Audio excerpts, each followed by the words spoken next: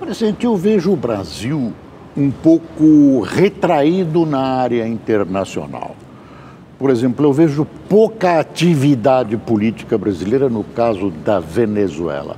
Nós vamos continuar um pouco nesse banho-maria com o que acontece na ditadura da Venezuela? Olha, você sabe que nós não, me perdoe, mas nós não estamos num banho-maria, não. Primeiro, eu presidi o Mercosul no semestre passado e nós afastamos a Venezuela do Mercosul. Nós não permitimos a permanência da Venezuela no Mercosul. Mas é tudo retórico. Não, são ações concretas, porque eles não participam do Mercosul. Eles retiraram o nosso embaixador, nós retiramos o nosso embaixador de lá. Ou seja, nós estamos tomando medidas diplomáticas em relação à Venezuela, que é uma situação gravíssima. Você sabe que o número de refugiados hoje em Roraima, enfim, que entram a quase 1.000 por dia, hoje ultrapassa quase a casa de 40, 50 mil refugiados. Nós temos preocupação humanitária com a Venezuela. Qual é a nossa relação com a Venezuela? Não é relação de governo a governo, é uma relação institucional, é de Estado a Estado.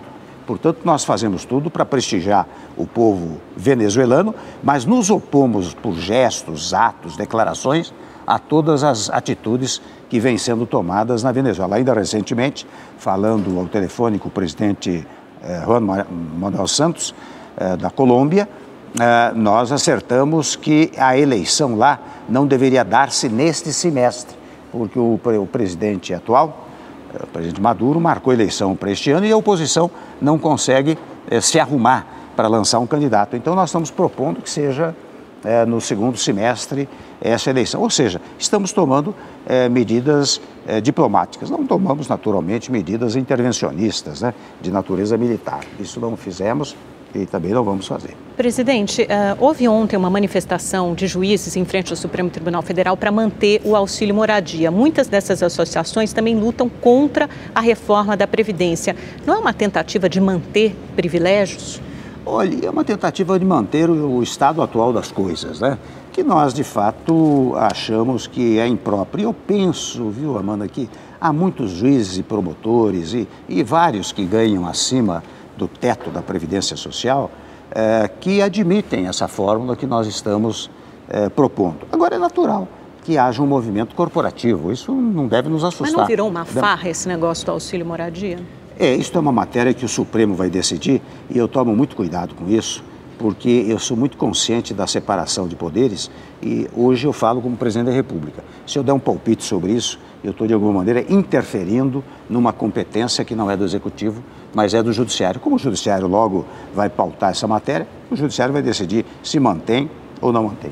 Presidente, não se falou mais em parlamentarismo, nem num sistema misto, nada. O voto distrital acabou, sumiu essa conversa no meio político. O que o senhor pensa neste momento da nossa instituição e o que deve ser modificado? Eu acho que eu vou voltar a esse tema, viu, Boris? Porque eu já pratico uma espécie de semipresidencialismo. Eu não tomo o legislativo, você sabe que eu passei 24 anos lá, né?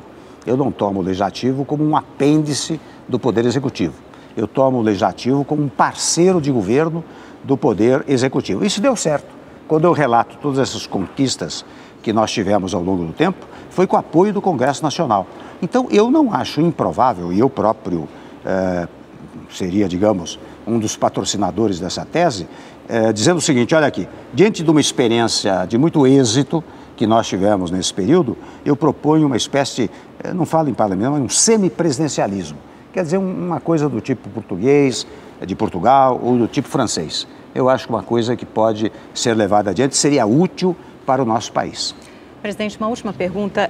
O senhor mesmo define o seu governo como um governo reformista. De fato, várias mudanças e reformas importantes foram aprovadas, a da Previdência está aí, a gente não sabe se passa ou não, mas aí no meio do caminho houve as duas denúncias da Procuradoria-Geral da República. Como isso mudou o rumo do seu governo e como é que o senhor acha que vai entrar para a história? Em primeiro lugar, não mudou o rumo do meu governo. Na verdade, interessante, viu, Amanda? Aliás, agradeço a pergunta. Mudou o rumo dos acontetecimentos, não do seu governo. Claro. Acho que eu não me expressei bem. Aliás, até agradeço a pergunta, porque é interessante. Os meus detratores, e eu, de uns tempos para cá, de janeiro para cá, eu estou começando a desvalorizar essa coisa de dizer que o presidente da República se mete em falcatruas. Você veja, quem me detratou, quem me acusou, está na cadeia. Está na cadeia. Quem não está na cadeia está desmoralizado. E desmoralizado porque foram desmascarados pelos fatos. Desde aquela gravação, digamos assim, pouco oportuna, né? Que os agentes lá da empresa, da JBS, dialogaram e foi cair nas mãos do procurador-geral, e em função disso até foram presos.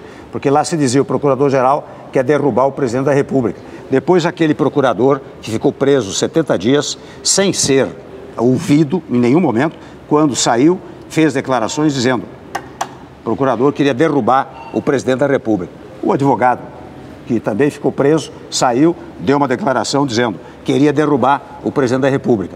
A próprio ex-deputado Eduardo Cunha disse, olha, não aceitaram a minha delação porque o procurador insistia que eu acusasse o presidente da República. E como eu não poderia fazê-lo, não optaram pela minha delação, foram buscar a delação de outras pessoas. Ou seja, foram desmascarados. E sobre terem sido desmascarados, por isso que agora eu estou numa campanha muito forte, porque mais valiosa do que a presidência da República, do que a vida pública, é a minha idoneidade moral, que eu reconheço. Foi enlameada por esse pessoal mais, digamos, inadequado, tanto no setor privado como no setor público, que investiram contra o presidente da República. Os desmascarados que estão me permitem vir aqui e responder como estou respondendo a você. Primeiro ponto. Segundo ponto, muito rapidamente, isso não paralisou o governo.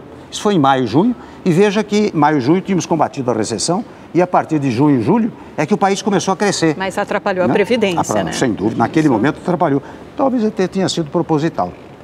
Presidente Temer, eu queria agradecer em nome da Rede TV e do Rede TV News a sua presença em nosso telejornal e desejar-lhe boa sorte. Muito obrigado, agradeço muito. Muito obrigada pela sua presença, pela sua participação, presidente, e boa sorte também.